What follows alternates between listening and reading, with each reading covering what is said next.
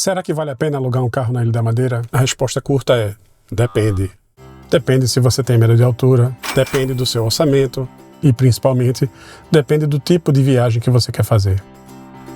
Muita gente chega à Madeira achando que tudo é plano, que pegar ônibus vai resolver todos os seus problemas de transporte e acaba se frustrando. Nesse vídeo eu vou responder essa pergunta e tentar descomplicar se você precisa de carro, se você vai poder se virar com táxi, Uber ou mesmo ônibus. E o melhor desse vídeo é que eu trago tudo isso com base nas impressões que nós tivemos na nossa última viagem em setembro para a Ilha da Madeira. Meu nome é Marco Vasconcelos e seja bem-vindo ao Vale a Pena Visitar, canal onde eu compartilho dicas de viagem e reviews realmente sem filtros. Então, deixando de enrolação, vamos seguir logo pro vídeo. Se você vai para a Ilha da Madeira e vai ficar apenas em Funchal por 3 ou 4 dias, curtindo o que a cidade tem para oferecer, sendo bem direto com você, ônibus, táxi, Uber vai resolver seu problema. E por que eu digo isso? Porque Funchal tem um trânsito bem chato, uma dificuldade muito grande de estacionar. Quando você consegue estacionamento, é pago, as ruas são muito estreitas.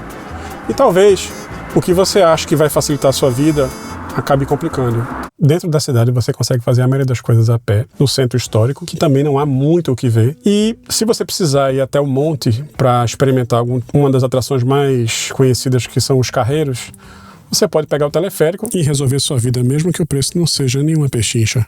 O transporte público na ilha até que funciona, e a gente testou ele pelo menos por 2 dias. Mas eu não diria que é a forma mais otimizada de você utilizar. Principalmente porque ele não vai chegar nas trilhas que você precisa, e muito menos nos horários. Nós vimos pessoas passarem muito tempo esperando nas paradas. E nossa experiência com relação a pegar um ônibus e chegar a um determinado local foi pelo menos o dobro ou o triplo do tempo. Porque, como eu disse, as ruas são estreitas, os ônibus têm que parar e às vezes têm que enfrentar problemas de engarrafamento na própria descida ou na subida. Na dobradinha táxi-Uber, eu posso dizer que se você vai utilizar apenas para distâncias curtas, vale a pena. Caso você precise para algum deslocamento entre cidades, ou por exemplo, sair de uma cidade até o aeroporto, a relação custo-benefício eu já não achei tão boa. E se você por acaso já utilizou o Uber, em Lisboa, por exemplo, você vai notar uma diferença de preço razoável na Ilha da Madeira. Principalmente porque, em se tratando de uma ilha, tudo fica mais caro. Combustível e também a questão da oferta e demanda. Agora, se você é do meu time, que gosta de explorar e de sentir a liberdade do carro para parar quando e onde quiser, principalmente onde os mirantes são o ponto alto da ilha, carro praticamente vai ser obrigatório. Mas vamos com calma. Antes de você sair correndo para o primeiro site de locação de automóveis, eu preciso dizer algumas coisas importantes. E eu não estou brincando, não. A Madeira é praticamente um vulcão no meio do oceano, cortado por mais de 150 túneis, o que dá mais ou menos uns 100 quilômetros deles. Uns, inclusive, com a mão única, que nós tivemos, assim, a experiência de passar. Curvas fechadas, ruas estreitas e ladeiras, meu amigo, que parecem uma parede. Então, a Ilha da Madeira definitivamente não é para amadores, e muito menos a autoestrada do seu dia a dia. E se você for um motorista inseguro, que não tem uma boa relação com a embreagem, talvez a Madeira não seja uma boa pedida para você ir de carro e acabar estragando a sua viagem. E se depois de todo esse terrorismo que eu toquei, você ainda se considera um motorista casca grossa e quer alugar o carro, prepare-se, porque eu vou trazer aqui nesse vídeo algumas dicas de ouro dos nossos 6 dias dirigindo na Ilha da Madeira. Primeira dica: se o seu orçamento permitir, alugue um carro elétrico ou a diesel. Essas duas opções vão oferecer para você um conforto muito grande, principalmente na hora de subir as dezenas de ladeiras que você vai encontrar pela ilha.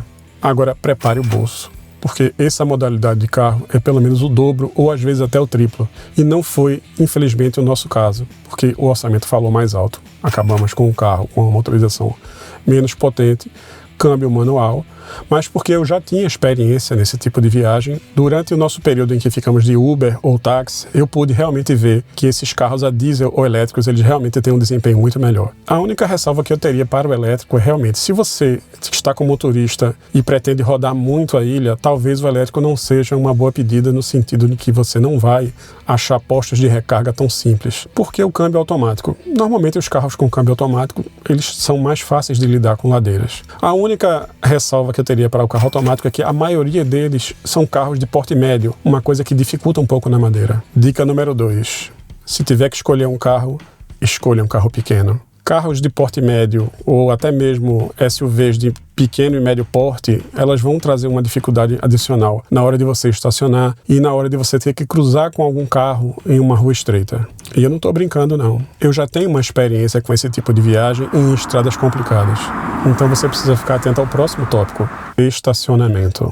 Começando se você vai ficar em Funchal, onde a maioria dos estacionamentos é zona azul. Então isso quer dizer quase todos os estacionamentos são pagos. Como em todo lugar turístico, você vai encontrar aqueles totens na rua, onde você precisa informar o número da placa do seu carro. Então, eu até recomendo bater uma foto, já que é alugado.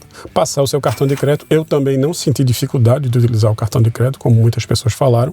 Ou você utilizar um aplicativo que eu encontrei na internet chamado iParking, que, sinceramente, para mim não foi nada prático. Talvez para outras pessoas funcione, mas para mim não foi prático. Nos vilarejos mais afastados ou em cidades menores, você vai achar estacionamento gratuito com facilidade. Hotéis. Antes de alugar, verifique se o hotel oferece gratuito, porque boa parte deles, nas regiões mais turísticas, vai cobrar o estacionamento à parte. Pelo menos foi o que a gente notou na nossa experiência. Nos pontos turísticos, como o Pico do Arieiro e algumas outras trilhas, a maior parte do estacionamento ela é paga. Com relação ao preço, por exemplo, nós paramos o carro no estacionamento do Pico do Arieiro, que era o segundo estacionamento mais distante, e gastamos 5 euros para deixar o carro o dia inteiro. Então, acho que sim, é um valor justo, porque o acesso é muito restrito e bastante limitado. Então, se você pretende chegar em uma dessas atrações e está de carro, prepare-se para chegar cedo, porque nós tivemos situações, por exemplo, de que fomos quase os últimos a entrar no estacionamento antes de lotar. E sim, aqui vai um detalhe importante,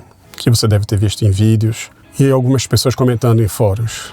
Muita gente, mas muita gente mesmo, estaciona o carro de qualquer jeito, ao ponto de até trancar algumas ruas. E, sinceramente, a impressão que eu tive é que realmente não existe nenhum tipo de fiscalização. Como esse vídeo foi gravado em setembro, hoje essa situação pode ter mudado. De toda forma, meu conselho é simples. Se você encontrar alguma sinalização onde o estacionamento é pago ou não é permitido estacionar, fique atento. Mas calma, se você quiser evitar esse tipo de estresse alugando carro, tem a terceira via, que é a mais confortável, os transfers. E nós usamos o transfer.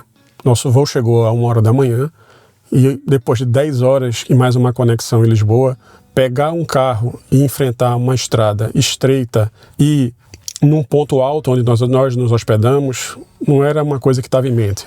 Então, valeu demais a pena contratar o transfer. Mesmo o preço sendo um pouquinho mais caro que o táxi ou Uber. E foi tudo mais tranquilo. Eu vou deixar mais detalhes sobre todo esse processo que a gente fez de preços no link da descrição no nosso blog.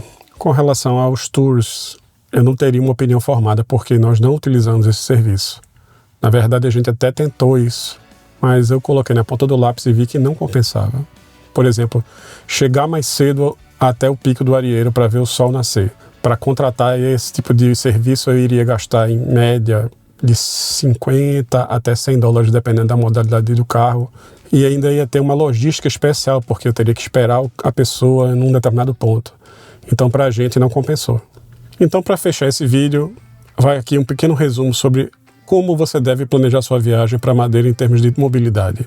Se vai ficar poucos dias em Funchal, ônibus, táxi ou Uber resolvem seu problema. Se gosta de aventura, quer liberdade, o carro vai ser obrigatório. Tem medo de dirigir ou é inseguro, trate algum tipo de transfer ou tour. Ou faça como a gente, use uma estratégia mista. Nós, por exemplo, ficamos os 3 primeiros dias de táxi, Uber e ônibus em Funchal e deixamos para alugar o carro apenas no final da viagem para pegar esses pontos turísticos que você não consegue chegar por causa do difícil acesso. Mas isso depende se você vai ficar em Funchal. E conta aí nos comentários que tipo de viajante você é, se você gosta de aventura, se você gosta de tranquilidade. Eu aproveito para dizer que esse é apenas um dos vídeos que a gente vai fazer sobre a Ilha da Madeira. Então se inscreve no canal e acompanha toda a nossa saga de 9 dias de viagem com um roteiro completo que eu vou entregar no final de toda essa série de vídeos.